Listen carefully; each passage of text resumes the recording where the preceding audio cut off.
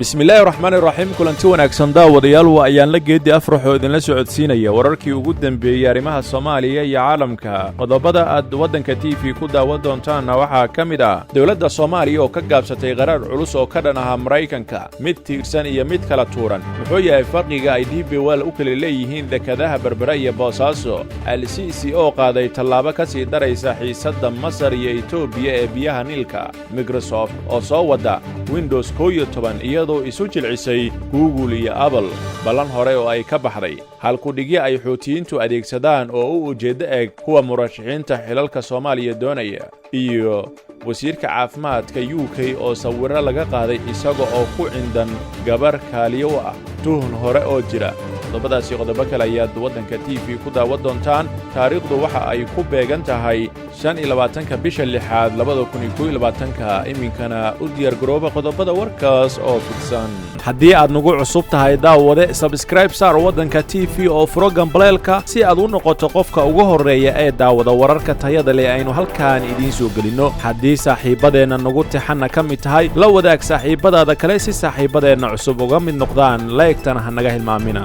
aynu ku bilowna marka hore dawladda Soomaaliya ayaa ka gaabsatay qarar ka dhan ah Mareykanka kaas oo ka soo baxay golaha loo dhan yahay ee qaramada midoobay isla markaana looga soo horjeeday xayiraadda Mareykanka uu saaray Cuba qararkan oo ah mid xasaasi ah laguna cambaareynayay Mareykanka ayaa waxa sidoo kale ka gaabsaday saddex dal oo kale oo Soomaaliya ay afar ku noqonayso kuwaas oo kale ah Jamhuuriyadda Bartamaha Afrika Myanmar Moldova iyo sidoo kale Soomaaliya Mareykanka ayaa cunaqabateynta uu saaray Cuba ku sheegay inay aasaas u tahay inay dalkaasi ka hirgasho dimuqraadiyad sida uu shaaciyay Rodney Hunter oo ah isuduwaha arrimaha siyaasadda howlgalka Mareykanka ee u qaabilsan qaramada midoobay cunaqabateyntu waa dariiqa sharciga ah ee lagu gaari karo siyaasadda arrimaha dibadda amniga qaranka iyo ujeedooyinka kale ee qaranka iyo kuwa caalamiga ayuu yiri si kastaba waxa qaraarka ka soo baxay golaha loo dhan yahay ee qaramada midoobay taageeray ilaa iyo 184 wadan halka ay ka soo horjeesteen Mareykanka iyo Israa'iil xayiraadda dhaqaale ee saaran Cuba ayaa waxa soo rogay madaxweynihii hore ee Mareykanka Trump waxa uuna saameyn ku yeeshay Cuba oo daris la ah Mareykanka waa tahay iminkana Boosaaso iyo Berbera sheekay ku xasuusisa markii xariga laga jaray balaarintii dekadda Berberaba waxa igu soo dhacday tolo dekadda Boosaaso ma beerta ayaan daran waxa ay ku taala meel u dhow Boorama una jirta ilaa 4 kiiloomitir waxa magacaasi ka raacay markii guumaystihii Ingiriisku xadbeenaadka dhex mariyay oo qaybina uu xabashida siiyay qaybna Soomaaliya u hartay haatan shirkadda DBWL waxa ay heshiis la gashay Puntland iyo Somaliland in ay ballaariso labada dekadood oo u samayso adeeg casri ah muddada waagaasi naloo sheegay waxay ahayd in 3 sano gudahood mashruuca dekadda Boosaaso ku dhamaanayo madaxweynihii hore ee Puntland waxa uu yiri waa la inoo ilduufay hase yeeshee way caddeed inaan la inoo ilduufin waayo heshiis lagu sheegay waa kii lala galay DBWL waxa baarlamaanka ku gudbiyay lacag 2 milyan ka badan waxay muuqatay in ay wax weyn ay qaldanaayeen mar koox ganacsato ihiisa luugeyn sida wax u socdeen waxa soo ifbaxay in laba nusqo oo heshiiska dekadda ah la kala haystay tii loo aqriyay ganacsatada iyo tii Powell oo markaasi dekadda maamulayay oo la shariimid waxa la filayay in markii maamulkii madaxweyne gaas meesha ka baxay oo dani loo doortay madaxweynaha in wax uun la dhaqaajinayo lama sahayo ilaa haatan mar baa la sheegay muddo hawshu ay ku bilaabanayso way saribatay oo ma rumoobin mar kale madaxweynuhu waxa uu baarlamaanka weydiistay in hawsha dekadda isaga loo daayo ma aqaan inay ku eg tahay muddo xileedkiisa iyo in ay ka soo hormarayso waqtigaasi dheer dekadda wax ka nusqaama mooye waxba uma soo kordhaan ciid baaba buuxisa oo maraakiibda iyo doonyihii ay ku adkaatay in ay ku soo xirtaan Filimayo in ay maawiila tahay ama sheekadii kun habeen iyo habeen alfu leyla wa leyla maxaa keenay in dekadda Berberana sii raadanto tan Boosaasana danto oo sii shiiqdo ma DBWL baa kala jecel Puntland iyo Somaliland ma madaxda la isdheeriyahay sidii kooxdii heegan ku heesi jirtay dadku waa maqashii aadan oo xaawan naaska nuujisee waa isku maskax isku muunad isku muruqe madaxda la isdheeriyahay maamulaysa howlaha masaamiga xabashida Berbera looga qoondeeyay baa keenay in Berbera nuurto Boosaasana baqtisanaato ma heshiiskan baa iib ahaa oo kooda ka duwana mise Boosaasu waxay noqotay boos xajis hashumaankayga gadde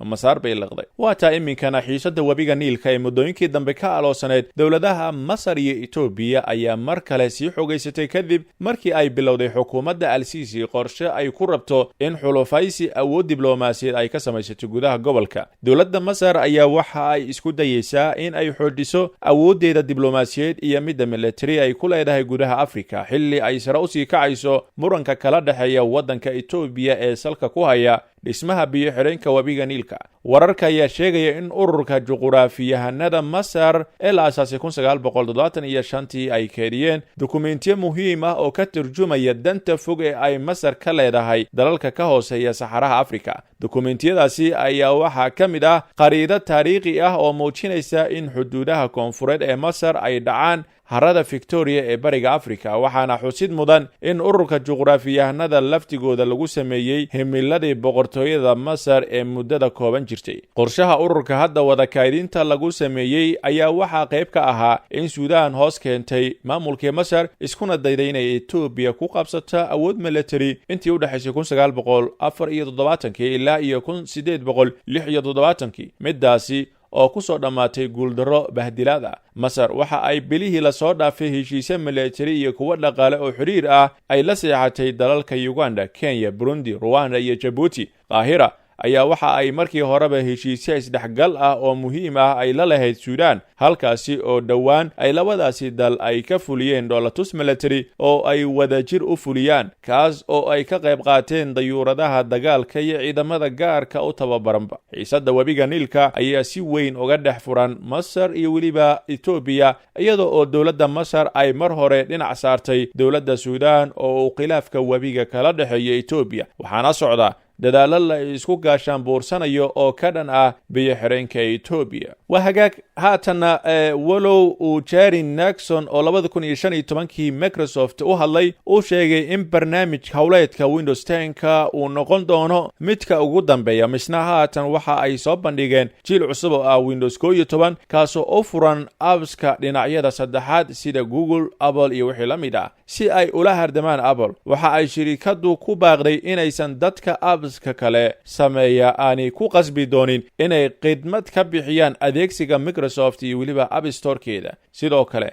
waxaa hanaankeedan cusub ku shaqayn kara barnaamij hawleedka Google ee caanka ee Android tilaabadani waxa ay dhanka kale dhibaato u abuuraysaa shirkadaha ay suuqa isku hayaan sida Apple oo dagaal sharci ah kula jirtay Epic oo samaysa ciyaar gacmeedka caanka ah ee Fortnite Windows 11 ayaa la filayaa in suuqa la soo dhigo dabayaaqada sanadkan iyadoo ay ku soo degi doonaan kombiyuutarada cusub halka kuwii hore ee haystay Windows 10 loo sameynayo cusboonaysiin bilaash ah muuqaalada cusub oo Windows 11 ah waxa uu leeyahay muuqaalo ay ka mid yihiin meel cusub oo laga istaaro meesha hoose ay iconiska soo fuulaan ee taskbarka loo yaqaano oo nooc cusub laga dhigay iyo codad lagu daray muuqaalo kale oo kordhinaya hufnaanta hawleed iyo xawaaraha Microsoft oo Windows 10 soo saartay 6 sanadood ka hor ayaa xilligaasi filaysay in barnaamijka cusubi uu ka caawin doono inay kalsooni ku yeelato dadka u sii ruqaansanayay dhanka tabletyada smartphoneska iyo wixii la mid ah kuwaas oo aan u baahnayn barnaamij hawleedka Microsoft Windows ayaa waxa caadiyan adeegsan kara kombiyuutarada iyadoo 1985 sidaasi ku lacageysanaysay balse waxa ay god ku yara dhaceen markii ay soo baxeen agabyo la salaaxayo oo itaaba ah sida touch screen-ka taas oo hoos u dhigtay sharciyada barnaamijyada Microsoft waa tahay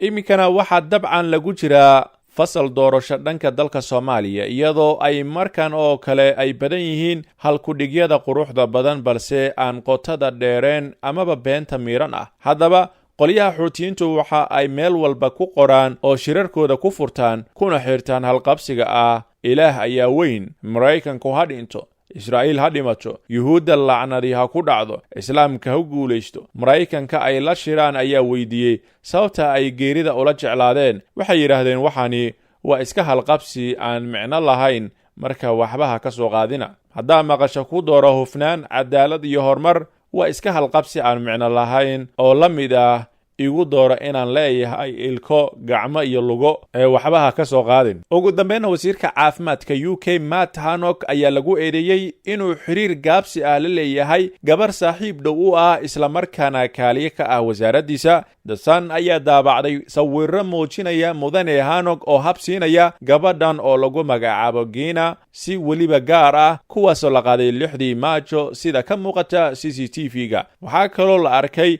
labadooda oo meelo kale isku habsiinaya. waxaaba ka daran in sawiradan lagu qaaday departmentiga Whitehall iyadoo uu jiro xeerka dhigaya in goobaha shaqada lagu kala fogaado oo aan 2 mitir la isku soo dhaafin. waxaana sawirka la qaaday 2 toddobaad ka hor intii aanay xayiraadda la qaadin. wasaaradda caafimaadka iyo daryeelka bulshada ayaa arrintani weli ka hadlin, halka mudane Hancock laftiisa aan bawar laga haynin. hase yeeshee Mrs. Colandangilo oo mudane Hancock ay isbarteen markii ay wada dhiganayeen Oxford University ayaa maareeye ka ah shirkad kuwa wax qalqaaliye ah oo la yiraahdo Luther Pendragon, taasoo ka shaqaysa inay dadka ka caawiso arrimaha sharciga la xiriira ee dhibka badan. ha yeeshee bishii November ayaa Mrs. Colandangilo waxaa shaqo laga siiyey wasaaradda caafimaadka iyadoo qaadata ugu yaraan 15,000 oo euro sanadkii, taasoo eed badani ka timid maadaama aanay lahayn diiwaan muujinaya inay abad ka soo shaqaysay xafiis dowladeed. waxaa kaloo jirta